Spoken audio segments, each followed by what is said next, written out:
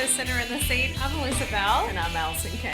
So, fun fact, it's only a week between our recordings, but I don't know when I'm supposed to come in, and I think I just delay it a little bit more every week. And today is crazy. So normally, I'm always like herding a cat or a squirrel, right? But now Allison is today too, so we don't know what today's going to look like. It's been a really crazy week and it's only Tuesday. I know. How's that possible? I told my daughter yesterday, I said, I was driving back from something last night and I was talking to her and I said, how does it already feel like Wednesday? Like Monday has been like 3 days in my mind. I'm going to be really disappointed tomorrow when I wake up. And on Wednesday, and I think it should be Friday. Well, that's like Groundhog Day that just passed recently, right? You're like, oh, are we here again? Are we still doing this? Yeah. We had a long day yesterday as well. It was really nice out. And so my youngest and I met some friends and went on a hike. Well, it ended up being like 2.5 hours. The hike, it was beautiful. We weren't tired. It was just beautiful weather. We saw a horse that was 18 hands. Do you know how big that is? I don't even know what that means. So I think that's some wine, though. I think that's a label of wine. Is that not wine? I don't know. Yeah, I think it might be.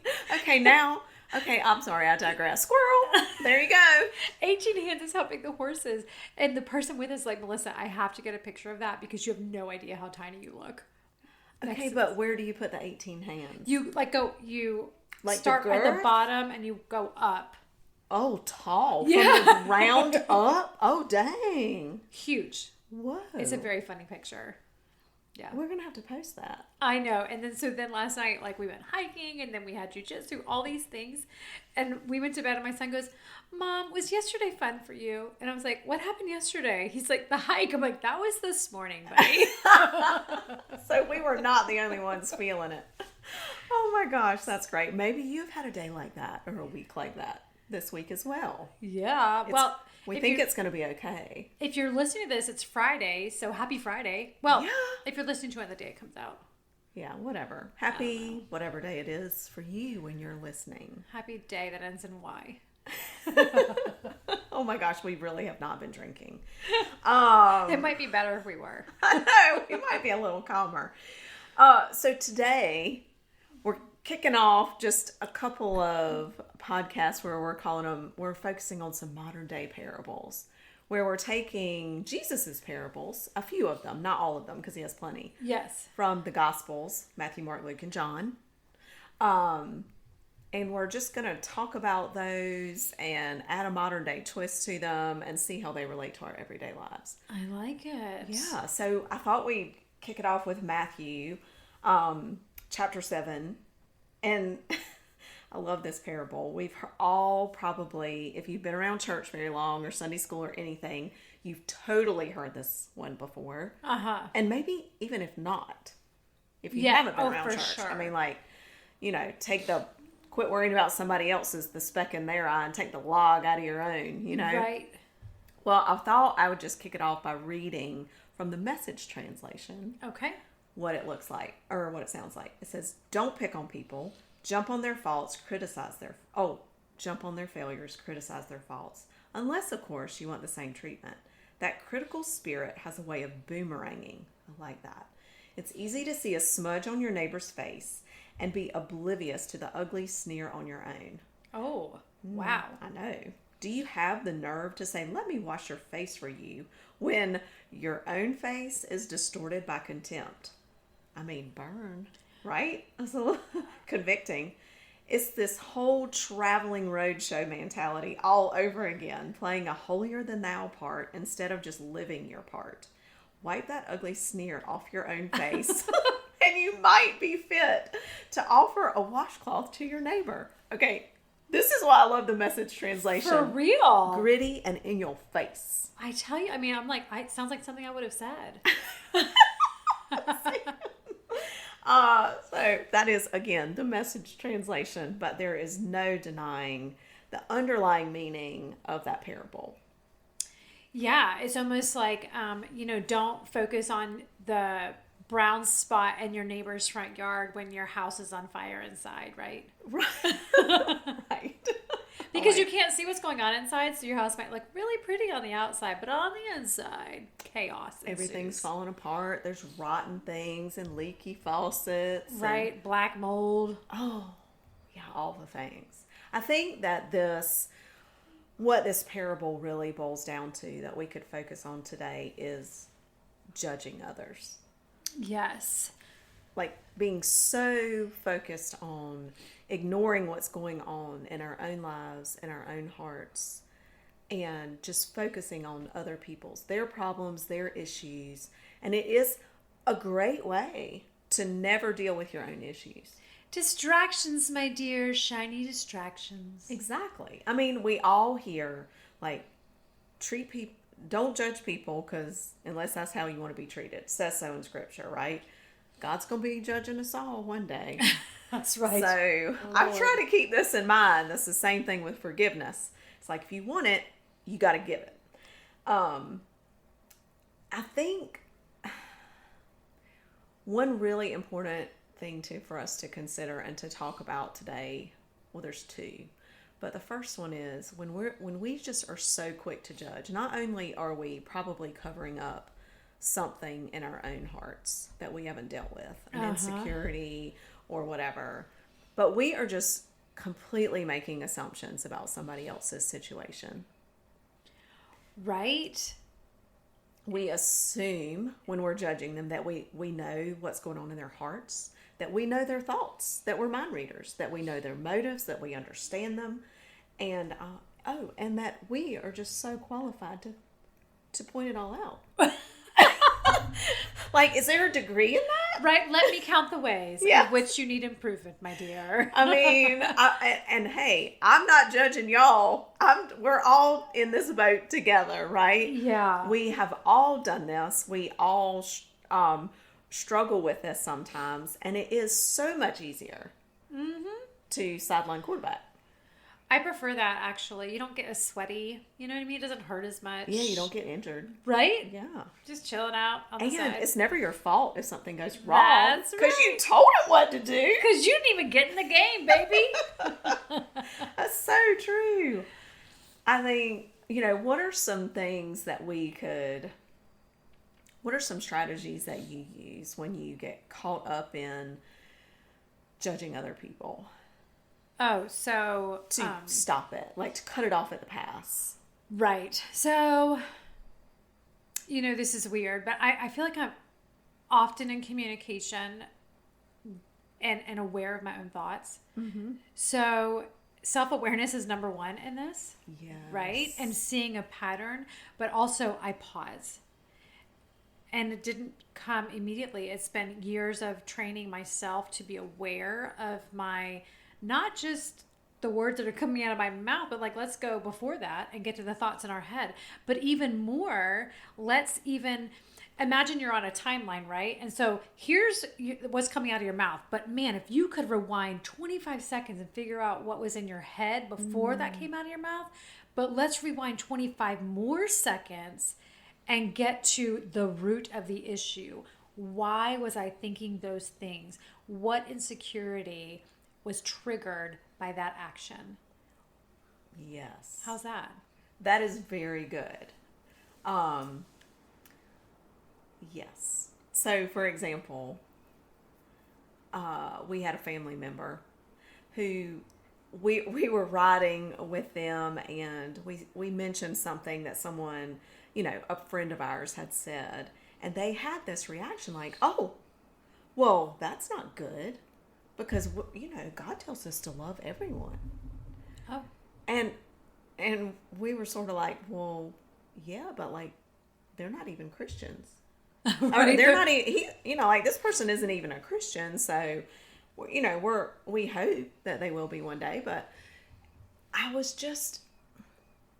later I was thinking and I thought, I think the response to that was probably an underlying insecurity in that person, and we all have that, but it's like we all want to be loved for who we are.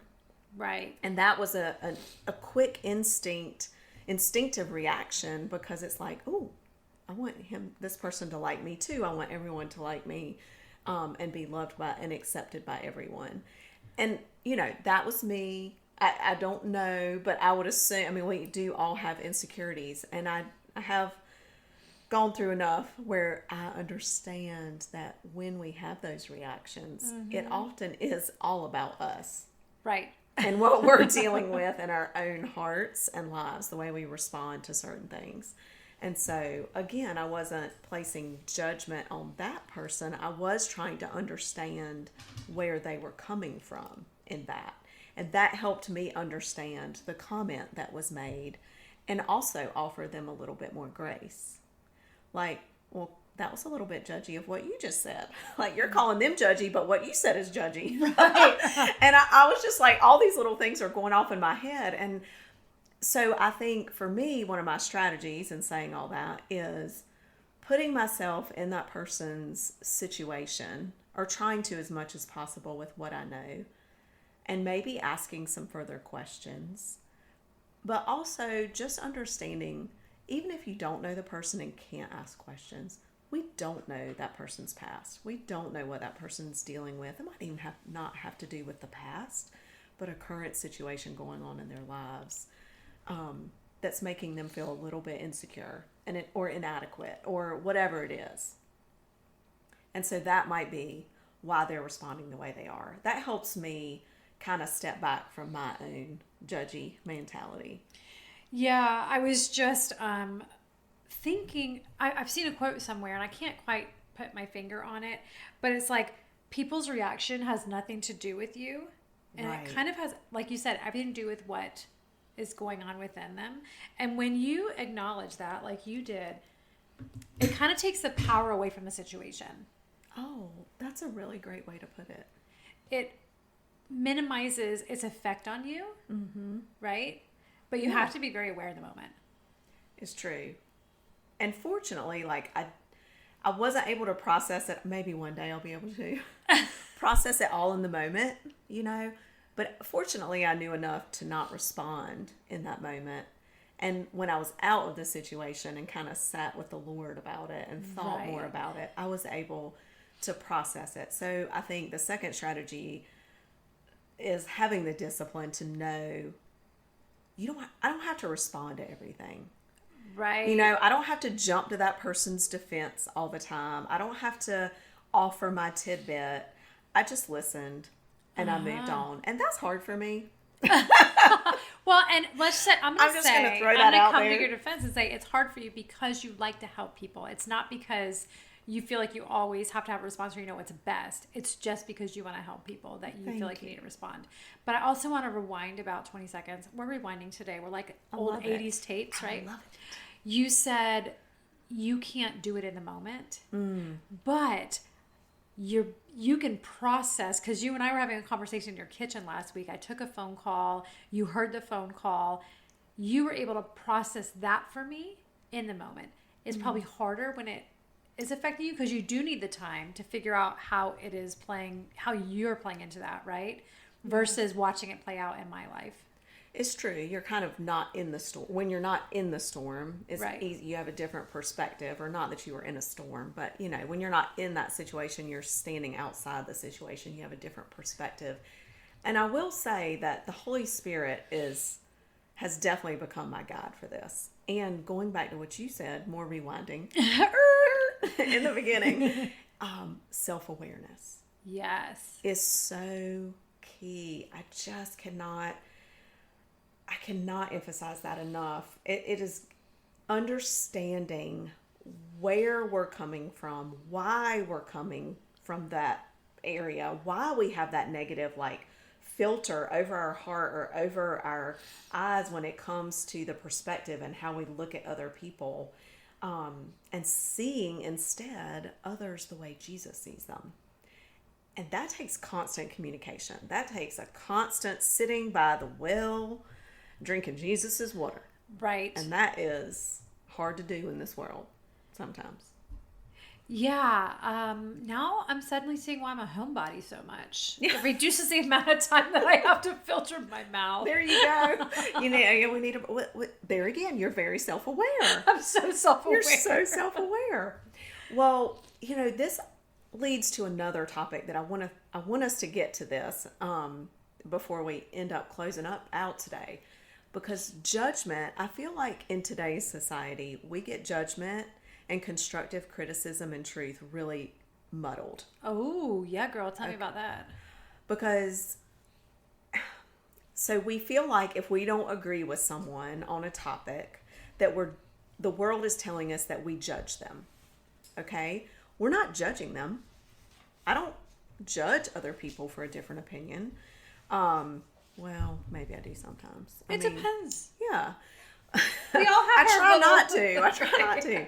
But I think we forget that sometimes there are situations we don't always need to open our mouths, but there are times when we, depending on who the person and the situation are, where we are called to offer guidance, truth, and constructive criticism. And it's not judgment if we handle it the right way. And so let's talk, for example, if you're out in public, this is an easy one, and you've got your kids or your husband, okay? Whichever one. And somebody does something that's just so irritating to you, and maybe you've had that conversation before, and the action, and they've done it again.